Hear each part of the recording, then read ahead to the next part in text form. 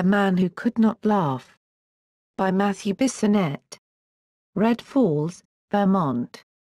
October 5, 1921.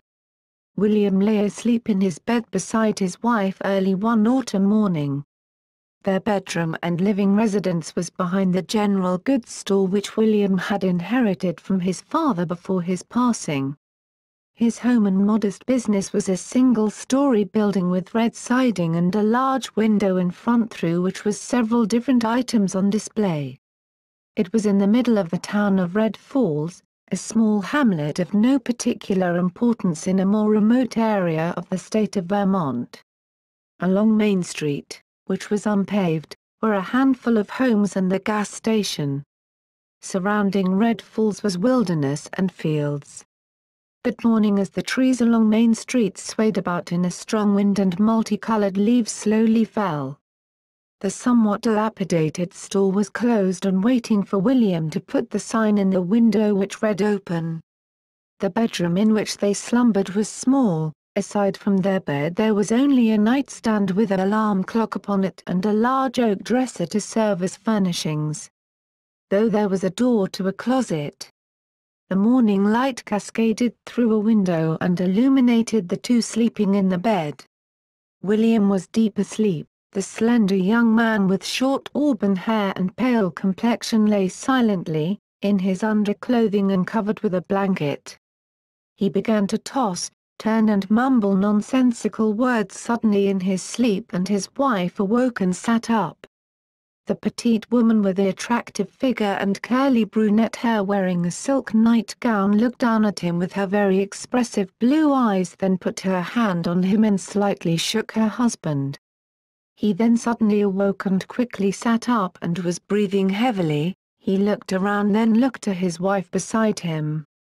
She asked, "Did you have that nightmare again?" His breathing slowed and he looked at her.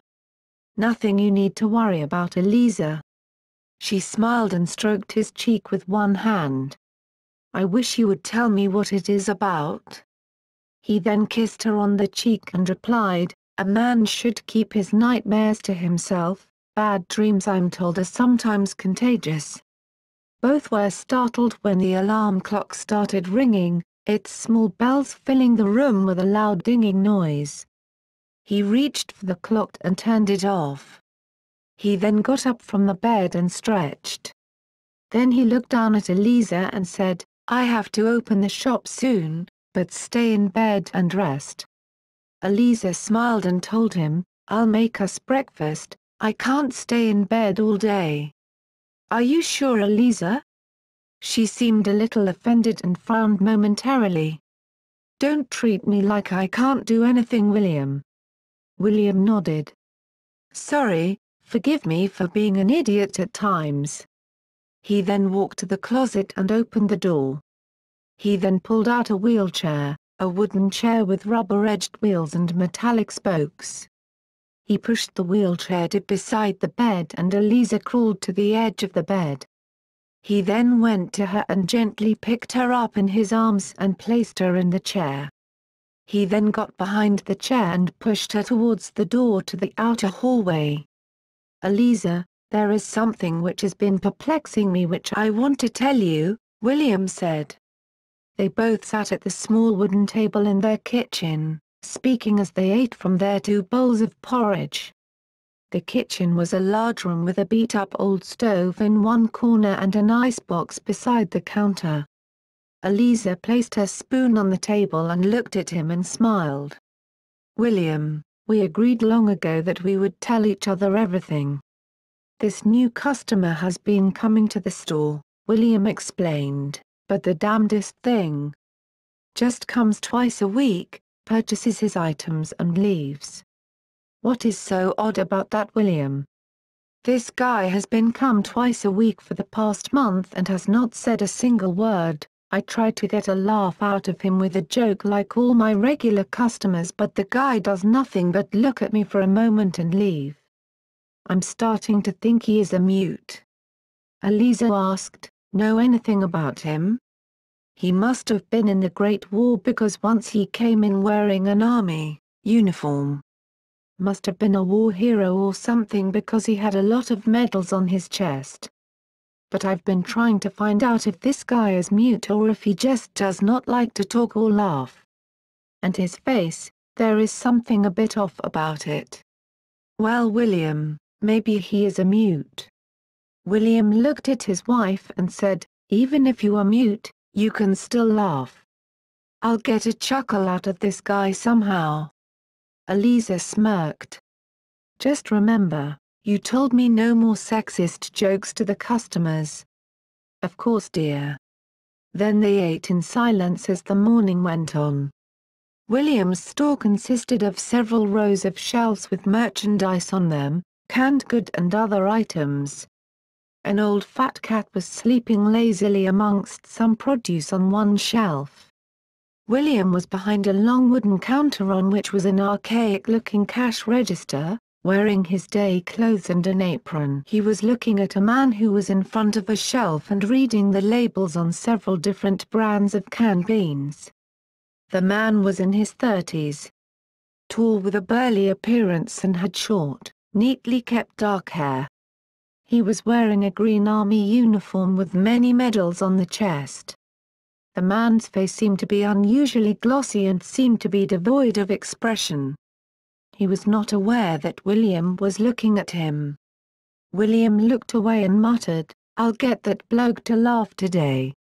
The man then picked up 2 cans of beans, then approached the counter and laid his items on it. William smiled and spoke as he punched the prices into the cash register. "Fella, heard this one? Why does a woman have short feet?" The man was looking blankly at him. "So they can stand closer to the stove." William then heartily laughed, but the man's expression seemed set in stone as he just looked mutely at him. William stopped laughing and glanced at him for a moment. "Sorry if I offended you, do not think me a sexist, it is just I found such jokes are the easiest way to get a laugh amongst men. That will be 20 cents. The man then paid for his goods and picked up his items and walked to the door. But before he went through it, William spoke up. "You don't laugh much, do you, pal?" The man turned and looked back at William and just stared at him. William nervously scratched his neck, then realized a single tear ran down the man's cheek. Then he was gone. William said to himself, "What is troubling this fella?" After he had closed up the store for the evening, he sat at the table with his wife in the kitchen as they ate their late nightly dinner together. He looked down at his meal of potatoes and venison and seemed deep in thought. Eliza was looking at him. "Something troubling you, William?" William looked up at her. "That guy who I spoke of this morning, he came in again and said nothing today like always. But before he left, it looked like he was almost crying." She reached across the table and placed her delicate hand atop his.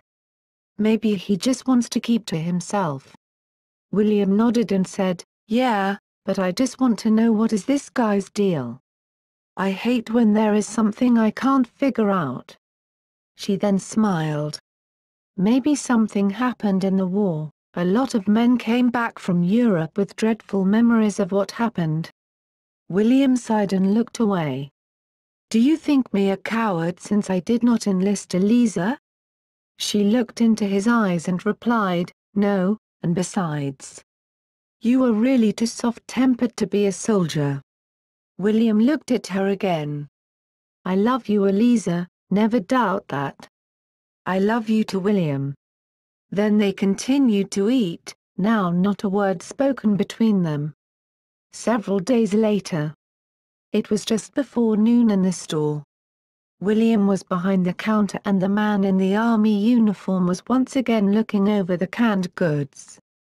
William looked at him in silence until the man then approached the counter and placed 2 cans of lunch meat before William, who then spoke as he punched in the price of the items on the cash register. "Stop me if you heard this one. Why did the woman cross the road?" The man just stared blankly at William. "Better question, why is she not in the kitchen?" William then laughed deeply as the man just looked at him. William stopped, then frowned and spoke up. "I know my wife would not appreciate my humor, I love her dearly. But those are jokes men tell. Now tell me this. Are you a mute or what? Why have you not had the common courtesy to laugh even if you find my sense of humor offensive? Just to be nice?" The man was now staring directly at William and there were several moments of silence between them.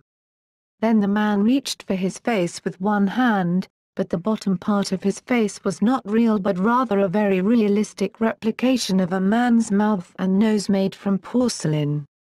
But when he removed the mask beneath was his horribly disfigured face, a gaping hole lay where his mouth and nose should have been, burnt skin all around it. William stepped back and looked at him, then said, "I'm so sorry, I did not know." The man then put his mask on again and a single tear was shed from his right eye and it slowly ran down his porcelain cheek. He then paid for his items and walked towards the door with his goods when William spoke up. "Could you please listen to me for a second, sir?" The man turned and looked at William, who then went on. "My wife is in a wheelchair. Has been for 2 years.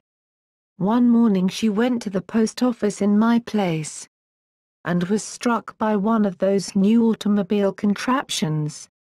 She has not walked since." William frowned and was silent for a moment, then continued. "Funny thing is that I am usually the one who goes to the post office. And I wish to merciful heaven that I had gone that morning. I am the one who should be in that wheelchair. Not her. I still have nightmares about that morning every night. Yet I can't let her know just how much it tears me up inside because I have to be strong for her."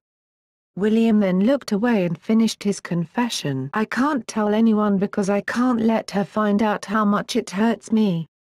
Her being like she's and how it should have been me.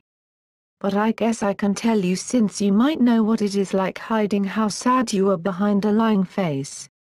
The man was looking at William, then his hands began to tremble, and from behind the mask came his attempt to speak a single word. Though it could barely be understood, it sounded like sorry. William then looked at him, then nodded. "Fella, come back anytime and I'll keep my jokes to myself. We value your business and want you to remain our customer." The man turned to leave when Williams said one final thing. "And thanks, guess men like you fought during the war so men like me would not have to." The man and his porcelain mouth, which could neither move or betray how he felt, looked over his shoulder at William for a moment, then went out the door. William just spent several minutes looking at the door. It was night as William and Eliza lay in bed beside each other in the darkened bedroom. She was asleep and he lay on his side looking at her. He then kissed her on the cheek and whispered, "I will always be true to you. And am thankful for every day we have together." He then rolled onto his back and closed his eyes. And for the first time since it happened, his dreams were not haunted by that tragic morning. The end.